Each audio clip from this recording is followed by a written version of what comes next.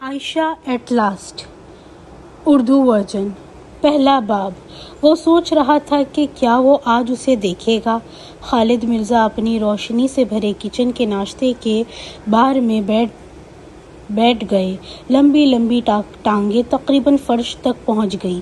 صبح کے 7 بج رہے تھے اور اس کی نظریں کھڑکی پر جمی ہوئی تھی جس سے سڑک کے پار ٹاؤن ہاؤس کمپلیکس کی بہترین نظارہ تھا۔ اس کا صبر کا صلہ ملا۔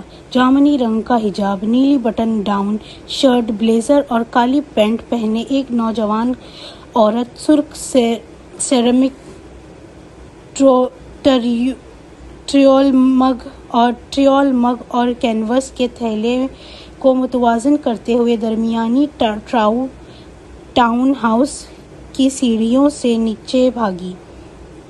اس نے ٹھوکر کھائی لیکن خود کو پکڑ لیا۔ ایک بڑی سیڈان کے سامنے رکتے ہوئے پھسل گئی۔ اس نے مگ کار کے ہیڈ پر رکھا اور ان لاک کیا۔ خالد نے اسے کئی بار دیکھا تھا جب وہ 2 مہینے پہلے پڑوس میں آیا تھا، ہمیشہ اس کے سرخ سیرامک مگ کے ساتھ، ہمیشہ جلدی میں۔ وہ گول چہرہ اور خوابیدہ مسکراہٹ والی ایک چھوٹی سی عورت تھی۔ جلد ایک سنہری جلی ہوئے تانبے کی تھی اور مارچ کی اداس صبح میں چمکتی تھی۔ خواتین کو گھورنا مناسب نہیں ہے، خواہ ان کے جامنی رنگ کے حجاب کتنے ہی دلچسپ کیوں نہ ہو، خالد نے خود کو یاد دلایا۔ پھر بھی اس کی نگاہیں ایک لمحے کے لیے واپس لوٹ آئیں۔ وہ بہت خوبصورت تھی۔ کار کے اسپیکر سے بالی ووڈ میوزک کی آواز نے نوجوان خاتون کو منہمک کر دیا۔ اس نے اپنے ڈرائیونگ وے میں سرخ مسٹینگ SL کے کنورٹیبل زوم دیکھنے کے لیے اپنی ٹویوٹا کرولا کے ارد گرد جھانکا۔ خالد نے دیکھا کہ نوجوان عورت اپنی کار کے پیچھے ایک کرچ پر گر گئی۔ وہ کس سے چھپا رہی تھی؟ وہ ایک بہتر نظر کے لیے آگے جھک گیا۔ کیا دیکھ رہے ہو خالد؟ اپنی ماں فرزانہ نے پوچھا۔ کچھ نہیں امی، خالد نے کہا اور فرزانہ نے ناشتے کے لیے تیار کیے ہوئے انڈوں کو کاٹ لیا۔ جب اس نے دوبارہ اوپر دیکھا تو نوجوان عورت اس کے کینوس کا تھیلا ٹویوٹا کے اندر تھا۔ اس کا سرخ سفری پیالہ نہیں تھا۔ اس کا سرخ سفری پیالہ نہیں تھا اور اس کے کار کی چھت سے اڑ گیا جب وہ تیزی سے دور چلی گئی۔ 100 ٹکروں میں ٹکرا گئی اور سرخ مسٹینگ کو آسانی سے گم کر دیا۔ خالد زور سے ہنسا۔ اس نے نظر اٹھا کر اپنی ماں کی سخت نگاہیں پکڑیں۔ تلے ہوئے انڈوں کو کاٹ لیا۔ جب اس نے دوبارہ اوپر دیکھا تو نوجوان عورت اس کی کینوس کا تھیلا ٹویوٹا کے اندر تھا۔ اس کا سرخ سفری پیالہ تھیلا نہیں تھا۔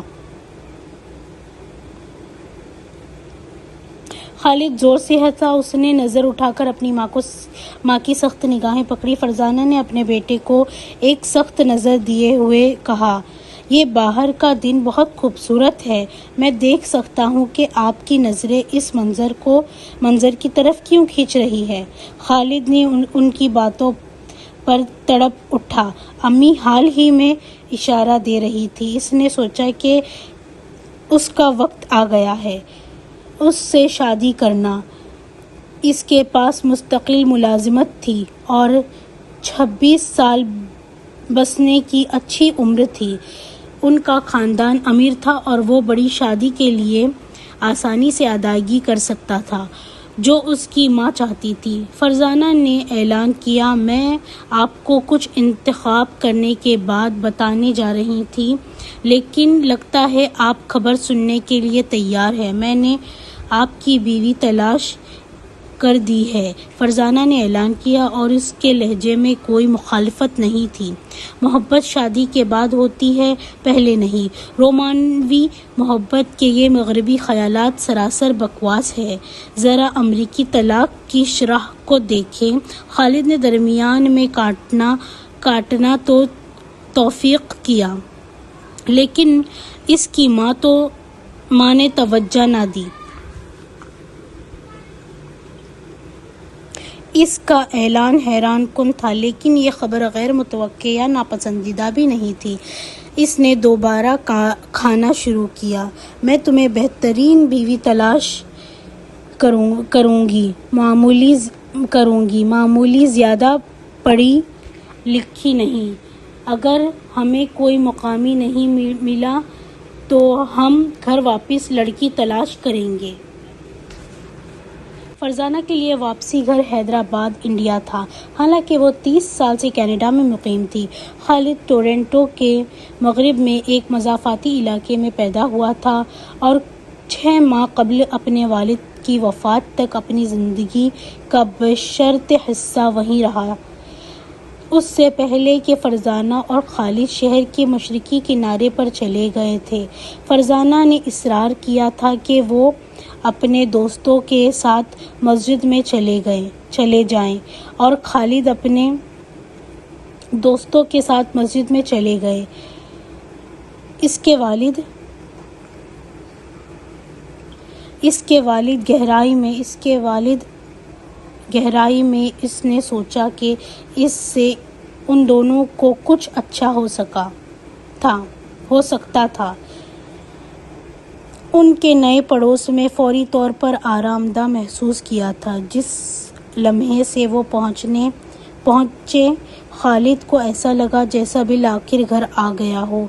توسیع شدہ ڈرائیو وے پر 3 یا 4 گہرائیوں میں مزید کاریں کھڑی تھیں۔ زیادہ بے قابو پچھواڑے کو دیکھ بھال کی ضرورت تھی، جو صرف وقت پیشہ اور پیشہ ورانہ خدمات تک رسائی فراہم کر سکتی تھی۔ پھر بھی لوگ مہربان، دوستانہ بھی تھے، اور خالد ان بھورے اور کالے چہروں کے درمیان پرسکون تھا جو اس کے اپنے چہروں کی عکاسی کرتے تھے۔ فرزانہ نے صفائی کے ساتھ ایک اور پراٹھا فلیٹ بریڈ اور بیٹے کی پلیٹ میں پلٹایا، حالانکہ اس نے مزید کچھ نہیں مانگا تھا۔ شادی جولائی میں ہوگی، ہر کوئی دعوت نامہ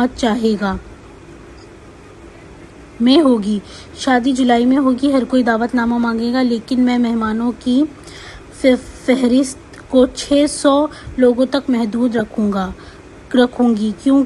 کوئی اور بھی دکھاوا ہے؟ اپنے آپ کو کنگلاتے ہوئے اس نے چولہے پر ایک چھوٹا سا برتن رکھا، جس میں چائے کے لیے پانی، دودھ، دار چینی، لونگ، الائچی اور چائے کی پتی ڈالی۔ خالد نے نظریں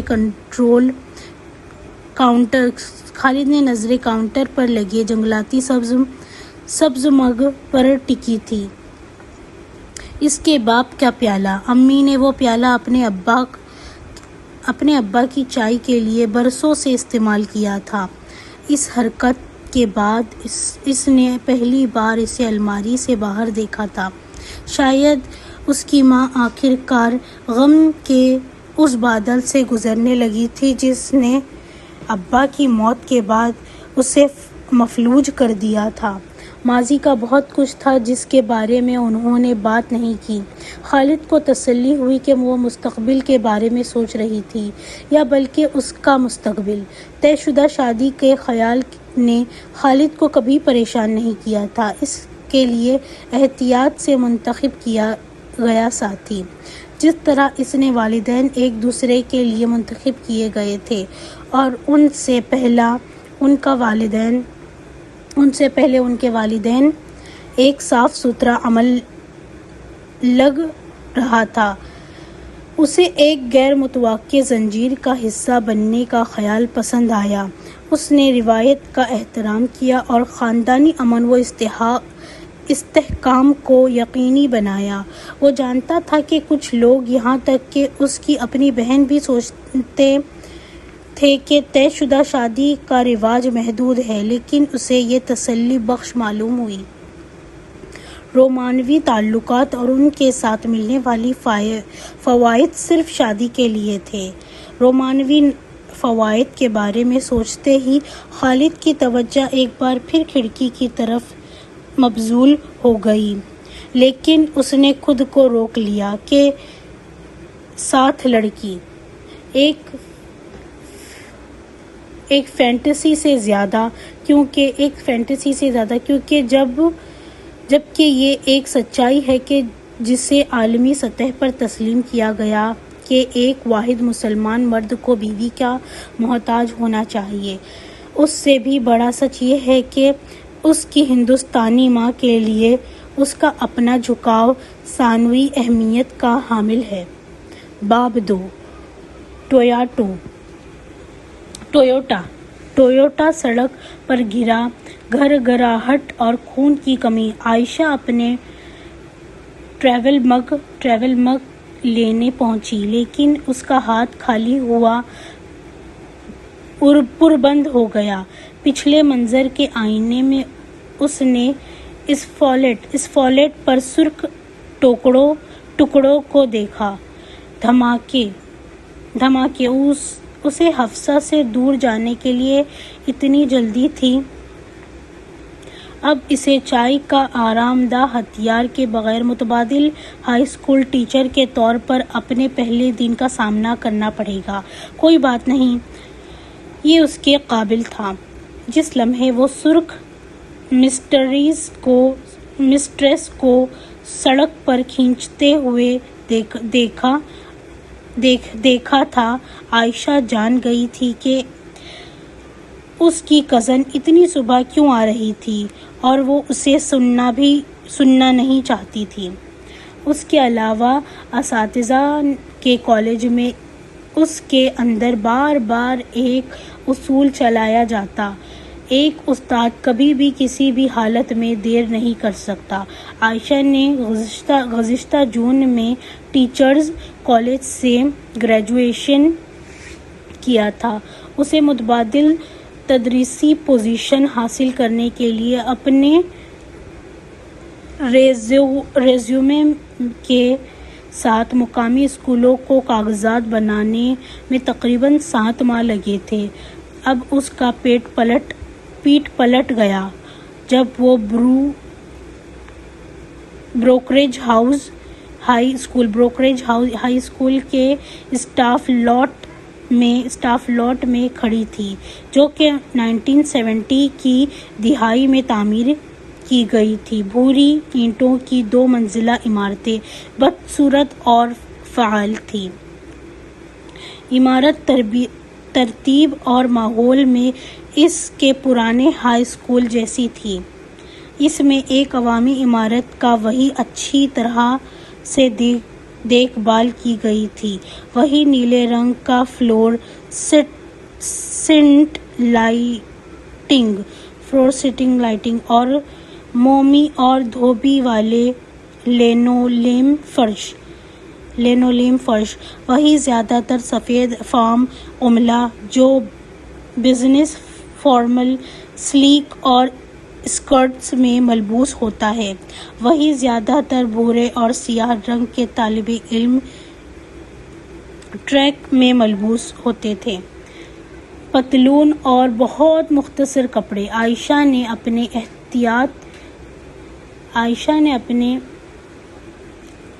احتیاط سے منتخب کردہ ٹیچر کے کپڑوں کو خود شعوری سے کھینچا۔ نیلی بٹن نیچے والی قمیض اور قابل استعمال کالی پتلون۔ اس کے ہاتھ گھبرا کر اس کے جامنی رنگ کے حجاب کے اوپری حصے کو ہموار کر رہے تھے۔ دونوں جہانوں کا حصہ، پھر بھی دونوں کا حصہ، اس نے سوچا۔ اس طرح کے وجودی خیالات واقعی اس کا پیٹ میں تتلیوں کو بسانے میں مدد نہیں کر رہے تھے۔ وہ بڑے کھلے فیور میں داخل ہوئی۔ اس کی کنکریٹ کی دیواریں ایک مدھم سبز رنگ کی تھیں اور صنعتی صفائی کے سالوں اینٹ کی ہلکی بو آ رہی تھی۔ جانی پہچانی خوشبو نے اسے اسی پر پرسکون کر دیا، اور وہ ایک اور لوڈ بیگ اٹھائے کالی